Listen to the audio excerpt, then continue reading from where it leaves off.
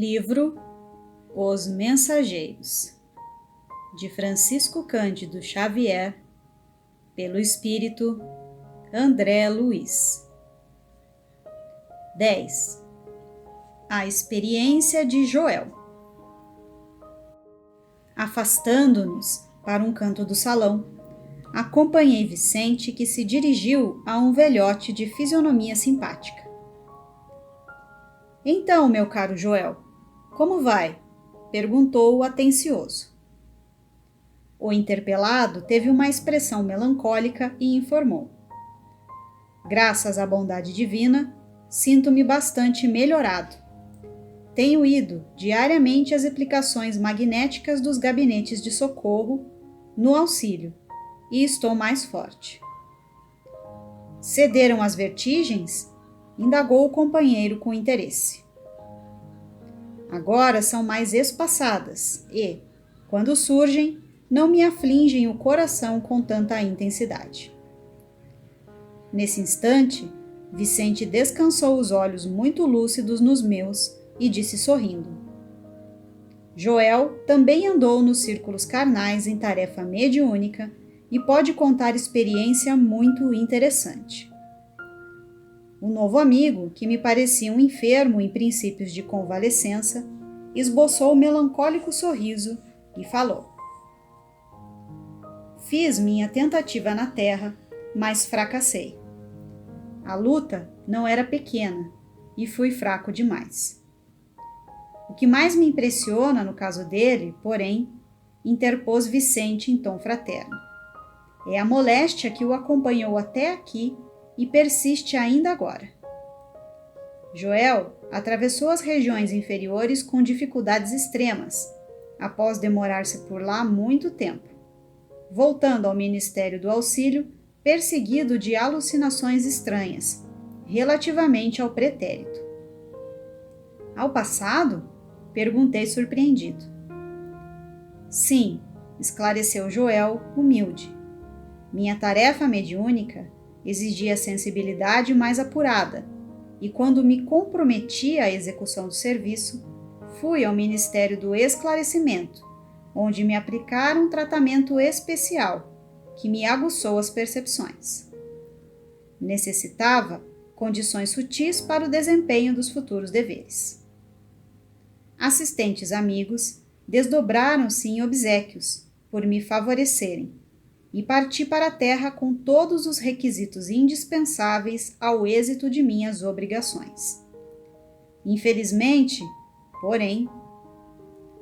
Mas por que, indaguei, perdeu as realizações?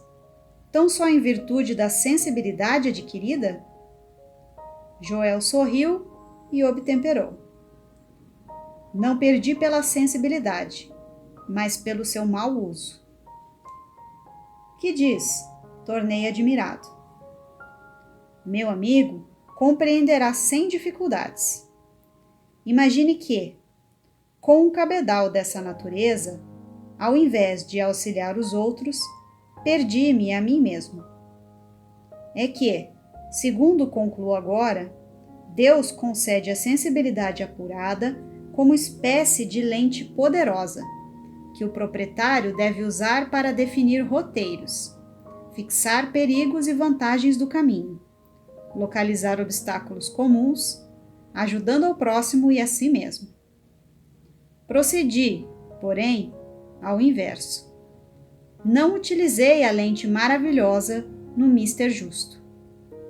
Deixando-me empolgar pela curiosidade doentia, apliquei-a tão somente para dilatar minhas sensações. No quadro dos meus trabalhos mediúnicos estava a recordação de existências pregressas como expressão indispensável ao serviço de esclarecimento coletivo e benefício aos semelhantes, que me fora concedido realizar.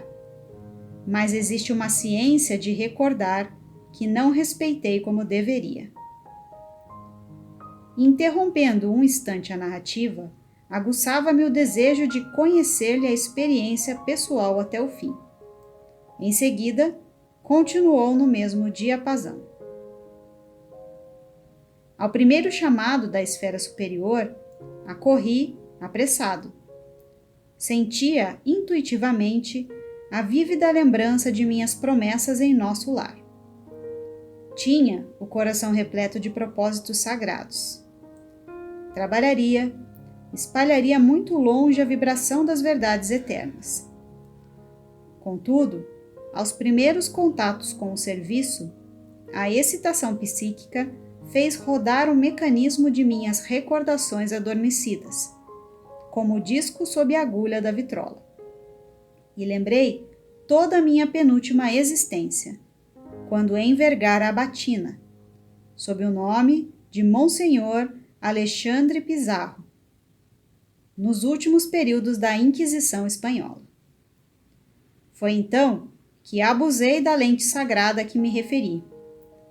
A volúpia das grandes sensações, que pode ser tão prejudicial como o uso do álcool que embriagava os sentidos, fez-me olvidar os deveres mais santos. Bafejaram-me claridades espirituais de elevada expressão. Desenvolveu-se-me a clarividência, mas não estava satisfeito senão com rever meus companheiros visíveis e invisíveis no setor das velhas lutas religiosas.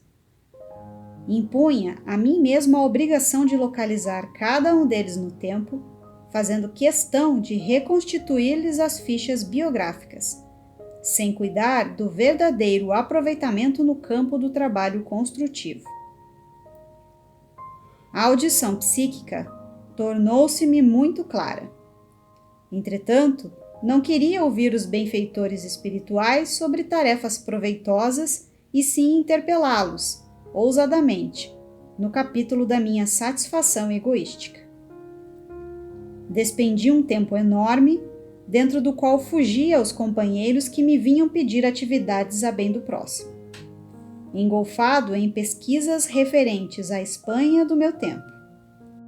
Exigia notícias de bispos, de autoridades políticas da época, de padres amigos que haviam errado tanto quanto eu. Não faltaram generosas advertências. Frequentemente, os colegas do nosso grupo espiritista chamavam-me a atenção para os problemas sérios de nossa casa. Eram sofredores que nos batiam à porta, situações que reclamavam testemunho cristão. Tínhamos um abrigo de órfãos em projeto, um ambulatório que começava a nascer e, sobretudo, serviços semanais de instrução evangélica nas noites de terças e sextas-feiras. Mas qual? Eu não queria saber senão das minhas descobertas pessoais. Esqueci que o Senhor me permitia aquelas reminiscências não por satisfazer minha vaidade, mas para que entendesse a extensão dos meus débitos para com os necessitados do mundo e me entregasse a obra de esclarecimento e conforto aos feridos da sorte. Contrariamente à expectativa dos abnegados amigos que me auxiliaram na obtenção da oportunidade sublime, não me movi no concurso fraterno e desinteressei-me da doutrina consoladora, que hoje revive o Evangelho de Jesus entre os homens. Somente procurei, a rigor, os que se encontravam afins comigo desde o pretérito. Nesse propósito, descobri, com evidentes sinais de identidade, personalidades outrora eminentes em relação comigo.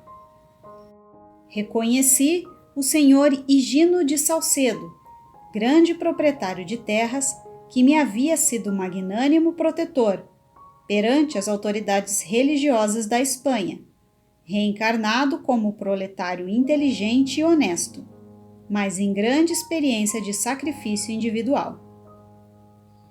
Revi o velho Gaspar de Lorenzo, figura solerte de inquisidor cruel, que me quisera muito bem, reencarnado como paralítico e cego de nascença. E desse modo, meu amigo, passei a existência de surpresa em surpresa, de sensação em sensação. Eu, que renascera recordando para edificar alguma coisa útil, transformei a lembrança em viciação da personalidade.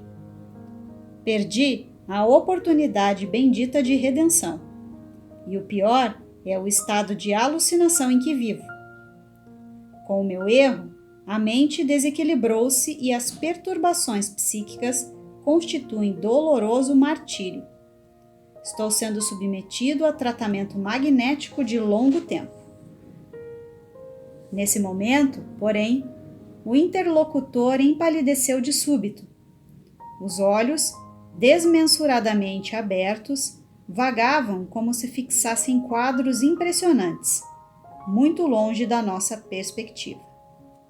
Depois cambaleou, mas Vicente o amparou de pronto e, passando-lhe a destra na fronte, murmurava em voz firme: Joel, Joel, não se entregue às impressões do passado. Volte ao presente de Deus. Profundamente admirado, notei que o convalescente regressava à expressão normal, esfregando os olhos.